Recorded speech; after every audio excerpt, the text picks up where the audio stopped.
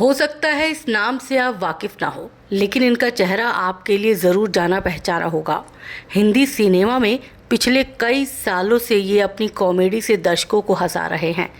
किसी फिल्म में इन्होंने दर्शकों को रुलाया भी है। ये ज़्यादातर फिल्मों में हीरो हीरोइन के दोस्त के रोल में नज़र आते हैं, लेकिन यही रोल निभाकर इन्होंने फिल्म इंडस्ट्री में अपनी एक मजबूत पहचान बनाई। इनकी स्कूली पढ़ाई सेंट जेवियर्स हाई स्कूल से हुई। स्कूल के बाद इन्होंने एचआर कॉलेज से दाखिला लिया और वहां से इन्होंने कॉमर्स में ग्रेजुएशन किया। ग्रेजुएशन पूरी करने के बाद गवर्नमेंट कॉलेज से इन्होंने कानून की पढ़ाई की। ब्रिजेश स्कूल और कॉलेजों में होने वाले नाटकों में हिस्सा ज़रूर लेते थे, लेकिन इन्हें इस बात का अंदाज़ा ज़रा भी नहीं था कि एक दिन इनकी किस्मत इन्हें प्रोफेशनल एक्टर बना देगी। लॉ की पढ़ाई के आखिरी साल में इन्होंने इंडियन एक्सप्रेस के मार्केटिंग डिपार्टमेंट में नौकरी करनी शुरू कर दी। लगभग 1 साल तक यहाँ नौकरी करने के बाद ब्रिजेश ने फाइनेंशियल कंसल्टेंसी में नौकरी ज्वाइन कर ली। हालांकि कुछ महीनों बाद ही इन्हें अंदाज़ा हो गया कि फाइनेंस का फील्ड इनके लिए सही नहीं है, इसलिए इन्होंने लगभग 8 महीने के बाद ये नौकरी भी छोड़ दी। फाइनेंस की अपनी वो नौकरी छोड़ने के बाद ब्रिजेश ने एक एडवर्टाइजिंग कंपनी में एज ए कॉपी एडिटर काम करना शुरू कर दिया और इत्तेफाक से यही वो जगह भी रही जहां से प्रोफेशनल एक्टिंग को सीरियसली लेने की प्रेरणा इन्हें मिली। ब्रिजेश नौकरी ज़रूर किया करते थे, लेकिन वक्त मिलने पर वो थिएटर में भी काम किया करते थे। हालांकि थिएटर में इनका काम करना केवल शौकियाना ही था। खाली वक्त में ये थिएटर कर लेते थे। दूर दूर तक इन्होंने ये नहीं सोचा था कि एक दिन इनकी किस्मत इन्हें फिल्मी दुनिया तक खींच लाएगी। एक दिन पृथ्वी थिएटर में ये किसी नाटक में काम कर रहे थे कि इन पर नज़र पड़ी मशहूर और मारूफ एक्टर रवि बासवानी की। ब्रिजेश का एक्टिंग स्टाइल रवि बासवानी को बड़ा पसंद आया। रवि इनसे मिले और इन्होंने पूछा कि क्या ये फुल टाइम एक्टर बनेंगे। इन्होंने जब आनाकानी की तो रवि बासवानी ने कहा कि पार्ट टाइम एक्टिंग करके तुम बस अपना वक्त ज़ाया कर रहे हो।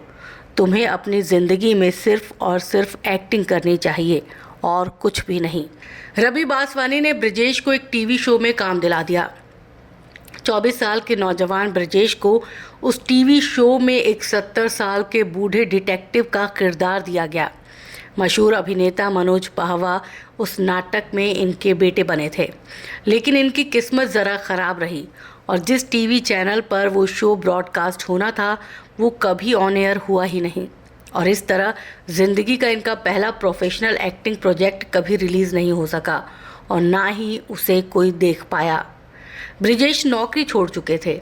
एक्टिंग का पहला प्रोजेक्ट असफल होने के बाद अब वो पूरी तरह से बेरोजगार हो चुके थे। धीरे धीरे इनकी जमा पूंजी भी खत्म होने लगी।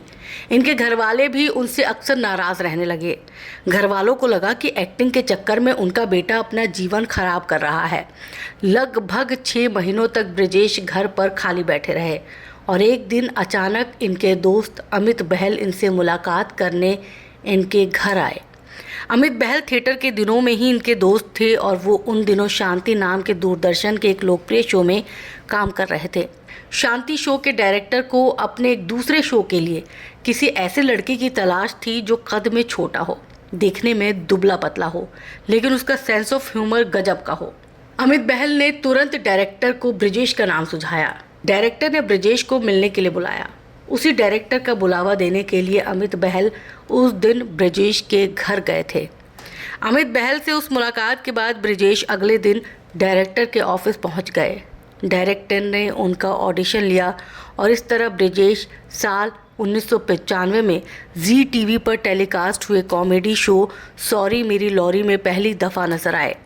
लगभग 1 साल तक चला वो शो काफ़ी पसंद किया गया और उस शो में ब्रिजेश को गुड्डी मारुति और संजय मिश्रा जैसे मंझे हुए एक्टर्स के साथ काम करने का मौका मिला। इसी शो के बाद ब्रिजेश की गाड़ी चल निकली। टीवी की दुनिया में ब्रिजेश ठीक ठाक पहचान बना चुके थे, लेकिन अभी फिल्मी पारी शुरू होने में थोड़ा वक्त था। साल 1998 में रिलीज़ हुई सच ए लॉन्ग जर्नी नाम की एक इंडो कनाडियन फिल्म में पहली दफ़ा ब्रिजेश को सिल्वर स्क्रीन पर आने का मौका मिला। इस फिल्म में ब्रिजेश के किरदार का नाम सोहराब था। इस फिल्म की तो काफ़ी चर्चा हुई, लेकिन ब्रिजेश पर ज़्यादा लोगों का ध्यान नहीं गया। 2 साल बाद यानी 2000 में ये हॉरर फिल्म दहशत में दिखे, मगर इस दफ़ा भी ब्रिजेश को कोई ख़ास कामयाबी नहीं मिल पाई। लेकिन इसी साल रिलीज़ हुई इनकी दूसरी फिल्म ने इन्हें पूरे भारत में लोकप्रिय कर दिया। ये फिल्म थी कहो ना प्यार है। इस फिल्म ने जहां ऋतिक रोशन को सुपरस्टार बनाया तो वहीं ब्रिजेश को भी फिल्म इंडस्ट्री में स्थापित कर दिया। ब्रिजेश हमेशा से ही जॉनी लीवर के बहुत बड़े फैन रहे। ब्रिजेश कहते हैं कि जॉनी लीवर ही थे जिन्हें देखकर उन्होंने कॉमेडी करना शुरू किया, लेकिन जब काफ़ी वक्त तक वो टेलीविज़न पर और फिल्मों में लगातार कॉमेडी करते जा रहे थे तो एक वक्त ऐसा भी आया जब ब्रिजेश कॉमेडी से बोर होने लगे। पैसों की खातिर ये कॉमेडी तो कर रहे थे लेकिन अपने किरदारों से नाखुश रहते थे। ये उदास रहने लगे और एक दिन अपने दोस्त के साथ ये रेस्टोरेंट में खाना खाने गए थे। इत्तेफाक से वहीं पर इन्हें जॉनी लीवर भी मिल गए। ये जॉनी लीवर के गले लग गए। क्योंकि अब तक ये जॉनी लीवर के साथ कुछ फिल्मों में काम कर चुके थे तो वो भी इन्हें अच्छी तरह से पहचानते थे। बातचीत के दौरान जॉनी लीवर ने इनसे पूछा कि ये उदास क्यों है। तब ये जॉनी लीवर से बोले, जॉनी भाई मैं कॉमेडी करके बोर हो चुका हूँ। हर कोई मुझे कॉमिक रोल ही देता है। मैं और भी तरह के किरदार निभाना चाहता हूँ लेकिन मैं क्या करूँ, मुझे कोई मौका ही नहीं देता। ब्रिजेश की बात सुनकर जॉनी लीवर बहुत ज़्यादा बौखला गए। ब्रिजेश का कॉमेडी को कमतर आंकना जॉनी लीवर को ज़रा भी पसंद नहीं आया। उन्होंने इन्हें काफ़ी कुछ सुना दिया। कुछ देर के बाद जब जॉनी लीवर का गुस्सा शांत हुआ तो ब्रिजेश से बोले, भगवान ने तुम्हें वो हुनर दिया है जिससे तुम दूसरों के चेहरे पर मुस्कान लाते हो और तुम इस हुनर को छोड़ने की बात करते हो।